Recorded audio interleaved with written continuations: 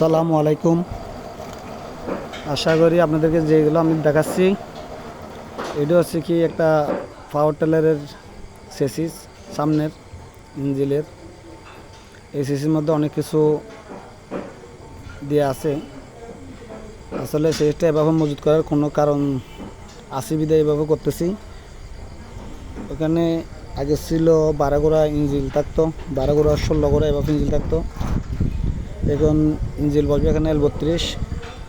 এত বড় ইঞ্জিল বড় দেওয়ার কারণে হয়তো সেজটা খুব মজবুত করলাম আর কি। শুধু ইঞ্জিল বসবে এরকম কিছু না, আরও অনেক কিছু এখানে থাকবে।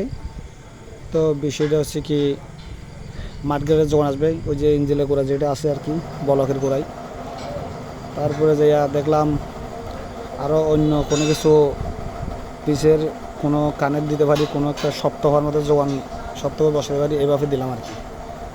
খুব মজবুতভাবে ভালোভাবে ওয়েল্ডিং করতেছি। আসলে হয়তো ভিডিওতে সবাই দেখবেন, দেখলে বোঝা যাবে। এখন তো সহজ বোঝা যাবে না, সব কিছু গাড়ির মধ্যে কীভাবে হয়, কীভাবে বসবে এটা দেখবেন।